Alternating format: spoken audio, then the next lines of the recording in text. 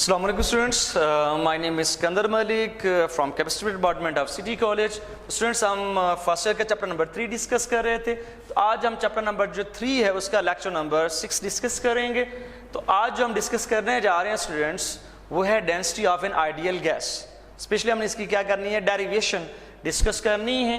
तो मतलब क्या कि हम इसको कैसे डिराइव कर सकते हैं, रिलेशन कि अगर हमारे पास गैस का प्रेशर, टेम्परेचर, वॉल्यूम और उसकी मैस या मोल गिवन हो तो हम उसमें से उसकी जो डेंसिटी है वो कैसे कैलकुलेट कर सकते हैं, कैसे स्टूडेंट्स हम उसको फाइंड आउट कर सकते हैं।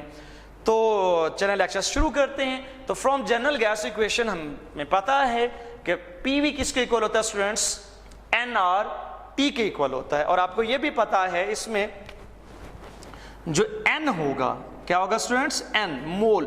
मोल क्या होता है, mess of substance over it's molar mess. Mean ये रेशियो है कि जो आपके पास गिवन मैस ऑफ गैस और उसके मोलर मैस के दरमियान जो रेशियो होती है उससे दरअसल हम क्या कहते हैं, एन। तो यहाँ असल में हम क्या करने लगे, हम एन की जो वैल्यू है वो हम सब्स्टिट्यूट करने लगे हैं एम ओवर एम के लिहाज से। क्यों करने लगे हैं, क्योंकि हमने डेरिवेशन करनी है तो हमें डी का रिलेशन लेकर आना है। तो उसके लिए हमें एन की ज़रूरत नहीं है, हमें किसकी ज़रूरत है, हमें इस न्यू उसकी सब्स्टिट्यूएंट की ज़रूरत है। तो अगर अब हम इसकी वैल्यू पुट करेंगे तो अब ये P V N R T की बजाय इक्वेशन आपको नजर आ रही है क्या हो गई है, पी वी इक्वल है एन की जगह अब क्या आ जाएगा, M over M, M over M over क्या आ जाएगा, आर टी। तो स्मॉल एम स्टूडेंट्स का मैस ऑफ या गिवन मैस ऑफ गैस और एम उसका क्या है, मोलर मैस आपको पता है होता है, मालिकुलर मैस भी कह सकते हैं आप उसे। तो अब आपके पास पीवी हो जाएगा M over M R T. अब स्टूडेंट्स हमें चाहिए डेंसिटी, एक बात याद रखिएगा, और डेंसिटी आपका क्या है, वो होता है मैस ऑन यूनिट वॉल्यूम। मतलब हमें इनमें कौन सा रिलेशन लेकर आना है, एम ओवर वी की रेशियो हमने फाइंड आउट करनी है। तो स्टूडेंट्स अगर आप इक्वेशन नंबर 2 देखें तो उसमें क्या है, पी एम इक्वल किसके है, एम ओवर आर टी। तो हमें जो स्मॉल एम है उसके नीचे है कैपिटल एम, हमें ये नहीं चाहिए, हमें वॉल्यूम चाहिए। तो उसके लिए हम क्या करेंगे, क्रॉस मल्टीप्लाई करेंगे। क्या होगा, जो मोलर मैस है वो क्रॉस मल्टीप्लाई हो जाएगा, एक किस्म का वो डिनोमिनेटर से न्यूमिनेटर में, और वॉल्यूम जो है वो डिनोमिनेटर में आ जाएगा। यानी ये इक्वेशन जो बनेगी वो क्या हो जाएगी, पी एम इक्वल हो जाएगी किसके वाला, एम ओवर वी, और ये क्या हो जाएगा, आर टी।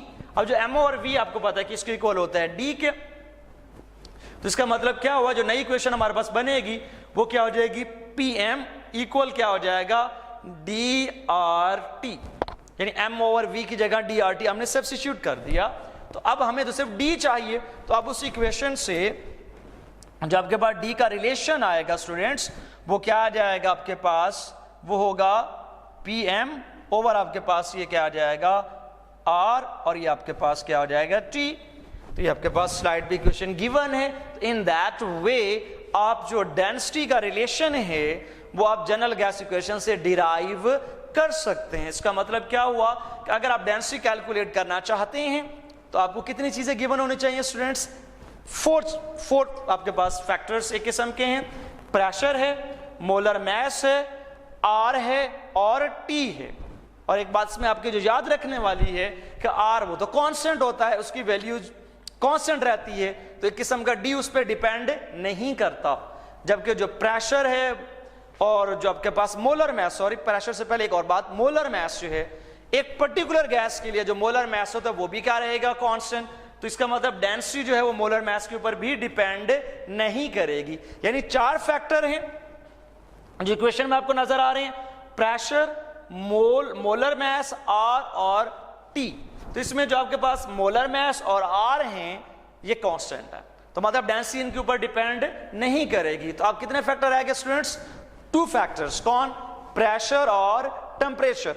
अब हम देखेंगे कि डेंसिटी का टेम्परेचर और प्रेशर के लिहाज से कौन सा रिलेशन है। अगर आप देखें तो जो डेंसिटी है स्टूडेंट्स वो इनवर्सली प्रोपोर्शनल किसके है, टेम्परेचर। अगर आपको याद हो तो डेंसिटी हम क्या कहते हैं, मैस ऑन यूनिट वॉल्यूम। अगर आप स्टूडेंट टेम्परेचर बढ़ाते हैं तो गैस मॉलिक्यूल की एनर्जी में क्या होगा, किनेटिक एनर्जी में क्या होगा, इजाफा। तो वो क्या करेंगे, move away from each other.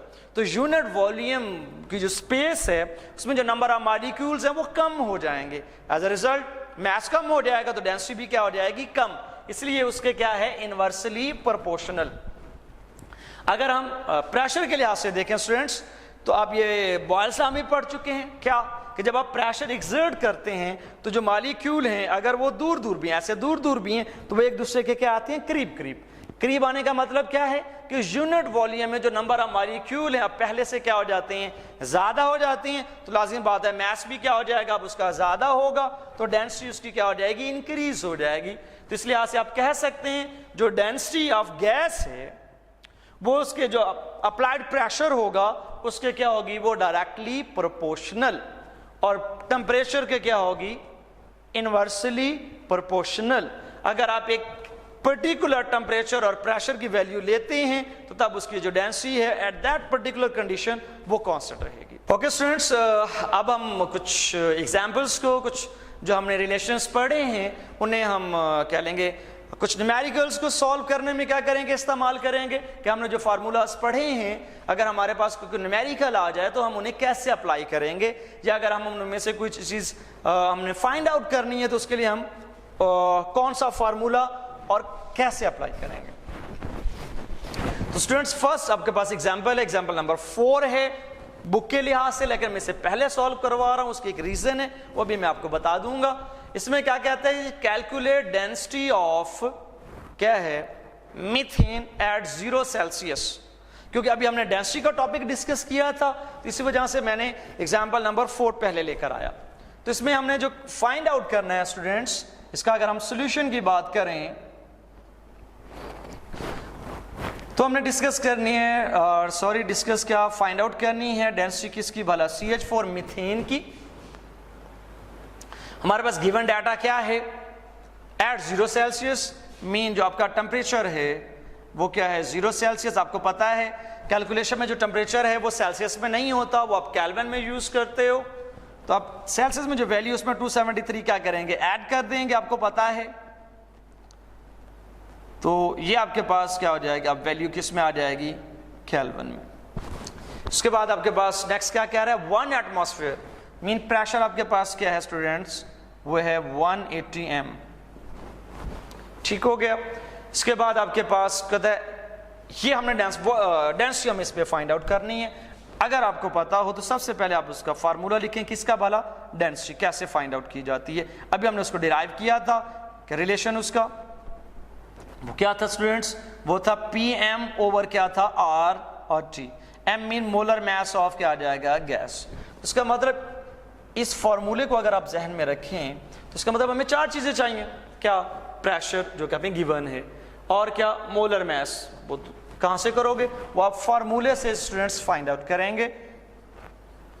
ये लेंगे कैसे फाइंड आउट करेंगे, जो फार्मूले में जो एटम्स हैं उनके एटॉमिक मासेस को आपस में ऐड करेंगे। कार्बन है तो इसका मास स्टूडेंट्स आपको पता है 12 है, हाइड्रोजन का मास 1 होता है, तो 4 × 1 तो ये हो जाएगा 16, और यूनिट होगा स्टूडेंट्स इसका ग्राम पर मोल।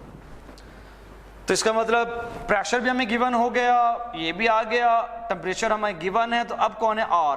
तो R को आपको पता है इसकी वैल्यू क्या होती है, कांस्टेंट। एक बात जो याद रखनी है स्टूडेंट्स, प्रेशर किसमें, ATM में। तो इसका मतलब क्या होगा कि जो R की वैल्यू कौन सी लेकर आनी है, जो ATM में होती है, और ATM में कौन सी थी, 0.082 क्या है, 1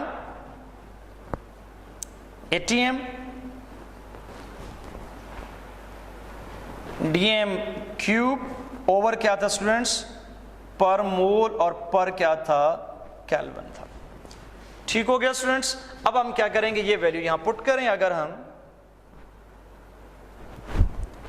तो ये हमारे पास आ जाएगा, प्रेशर की वैल्यू आ जाएगी आपके पास 180 m, और मोलर मास की आ जाएगी 16 ग्राम, और ये क्या, पर मोल स्टूडेंट्स आ जाएगी। इसमें आपके पास R की वैल्यू क्या है, 0.0821,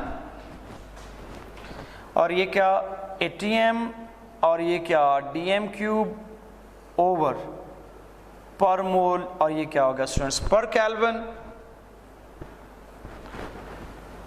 टेम्परेचर की वैल्यू क्या थी 273 और ये स्टूडेंट क्या था केल्विन।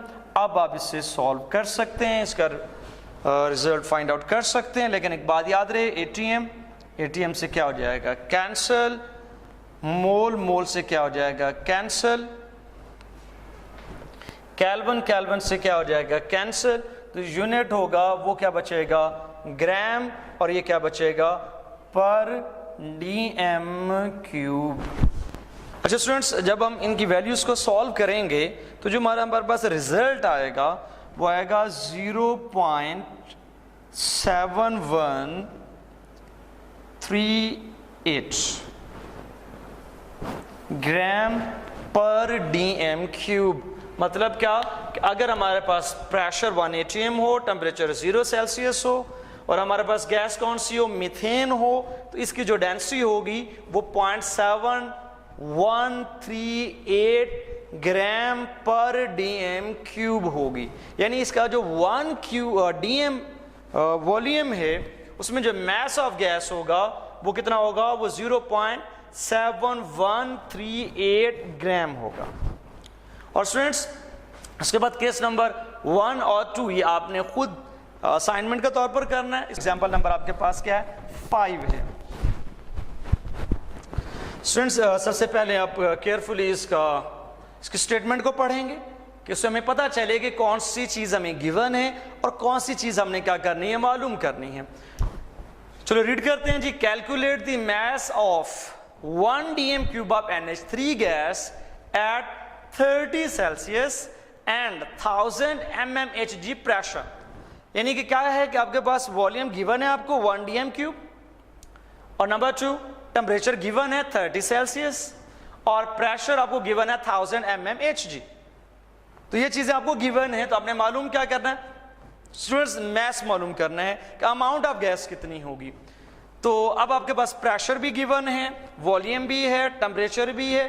यानी अगर तीनों एक साथ गिवन है तो आपको याद होगा अगर प्रेशर, टेम्परेचर और वॉल्यूम हम एक साथ हमें गिवन हो, अगर एक साथ उन्हें अपने कैलकुलेशन में यूज करना हो तो उसके लिए हम जो इक्वेशन हमने डिराइव की थी आपको याद होगा वो कौन सी थी भला, वो हाँ जी आपको याद आ गया होगा, वो थी आइडियल गैस इक्वेशन।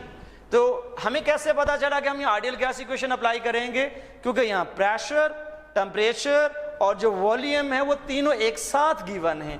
तो एक साथ अगर गिवन हो तो इनकी कैलकुलेशन जो है हम के लिए हम क्या यूज करते हैं, जनरल गैस इक्वेशन या आइडियल गैस इक्वेशन यूज करेंगे। चलो स्टूडेंट्स इसको सॉल्व करते हैं। तो इसका जो सॉल्यूशन है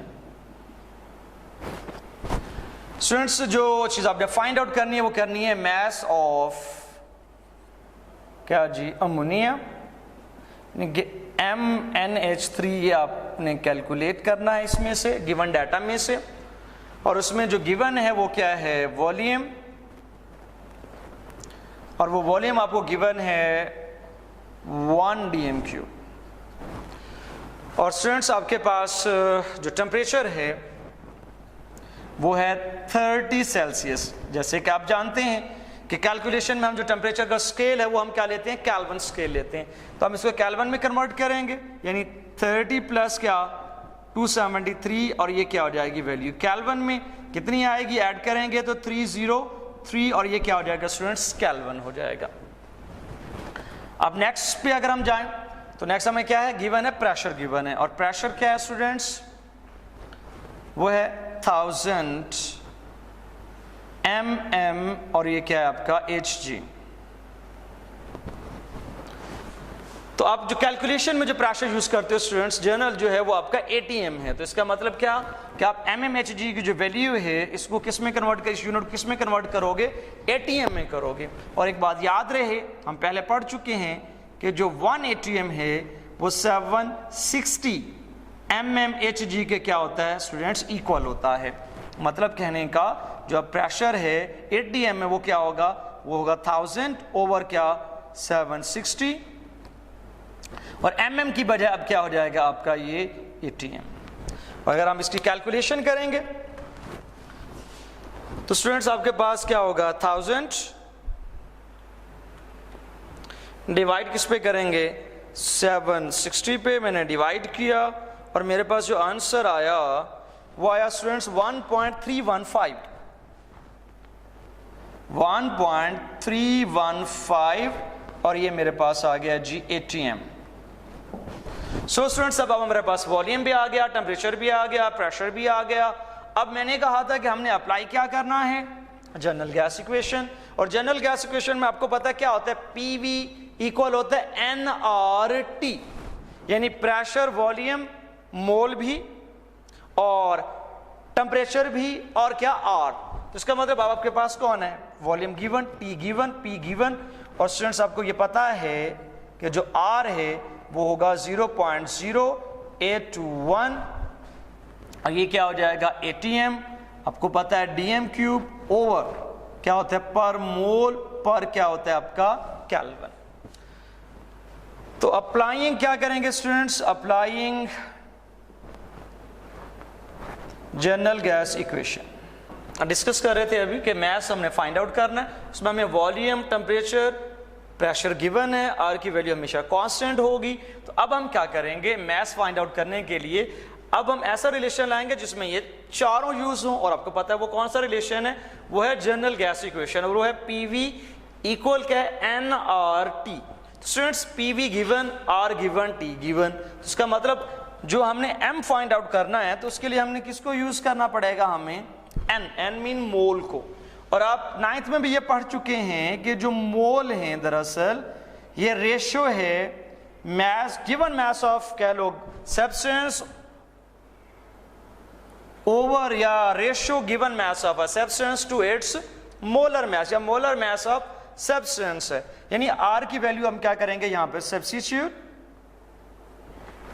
तो ये आपके पास क्या हो जाएगा M ओवर क्या आ जाएगा M और ये स्टूडेंट्स आपके पास क्या RT। हमें क्या चाहिए मैस, तो इक्वेशन हमारे पास बनेगी PV M ओवर R और ये क्या हो जाएगा T। तो फाइनली हमारे पास एक इक्वेशन आ गई जिसको आप यूज करके मैस ऑफ गैस क्या कर सकते हैं, फाइंड आउट। अब जरा गौर करें, M फाइंड आउट करने के लिए हमें कितनी चीजें चाहिए, 5 चीजें चाहिए। क्या, हमें प्रेशर चाहिए जो कि हमें गिवन है, वॉल्यूम जो हमें गिवन है, M मीन मोलर मैस। तो मोलर मैस साफ ज़रा हमने कहां से मालूम करेंगे, हम देखेंगे कि नेचर ऑफ गैस कौन सी है और नेचर ऑफ गैस आपको पता है कौन है, NH3। तो इसलिए आज से इसका जो मोलर मैस होगा स्टूडेंट्स वो डिपेंड करेगा क्या कि जो गैस है उसका जो उसमें जो कंपोनेंट्स या एटम्स हैं उनके एटॉमिक मैसेस के सम पे डिपेंड करेगा। नाइट्रोजन का मैस 14 और हाइड्रोजन का 1 है, हाइड्रोजन है 3। तो आप ऐड करोगे 14 प्लस 3 स्टूडेंट्स तो यह आएगा 17 ग्राम पर मोल। तो इसका मतलब हमें मोलर मैस भी हमारे पास आ गया, R भी आ गया और T भी। अब हम क्या करेंगे, इसी रिलेशन को यूज करेंगे, मीन इनकी वैल्यूज पुट कर लेंगे। तो प्रेशर की आपके पास वैल्यू कितनी है स्टूडेंट्स, 1.315 ATM है और आपके पास जो वॉल्यूम है वो कौन है, वो 1 DM क्यूब है और आपका M जो है मोलर मैस वो 17 ग्राम पर मोल ओवर स्टूडेंट्स। हमारे पास अब R आपका है 0.0821 ATM DM क्यूब ओवर पर मोल पर केल्विन। और ये क्या आ जाएगा आपके पास, टेम्परेचर कितना था स्टूडेंट्स, वो है 303 और ये आपका क्या है केल्विन।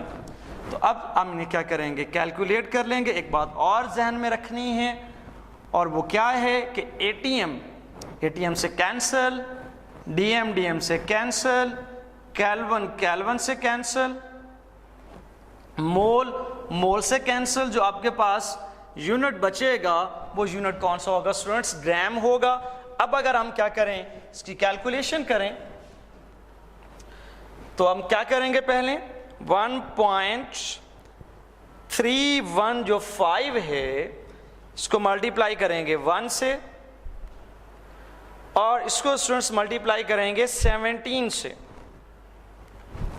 तो ये हमारे पास आएगा 22.3 355 मीन 22.355।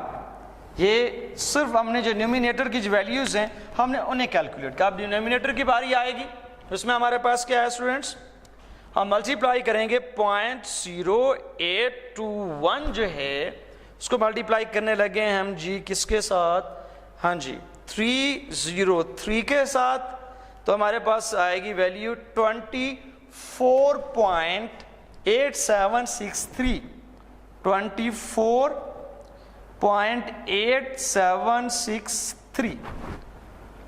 अब अगर हम इसका क्या करेंगे रेशियो, तो हमारे पास फाइनल सॉल्यूशन आएगा, यानी मास ऑफ हमारे पास क्या आ जाएगी, गैस आ जाएगी 0.898। मतलब अगर हमारे पास ये वाली कंडीशन हो प्रेशर की, टेम्परेचर की, वॉल्यूम की, तो अमोनिया गैस का जो मास होगा वो होगा 0.898 ग्राम।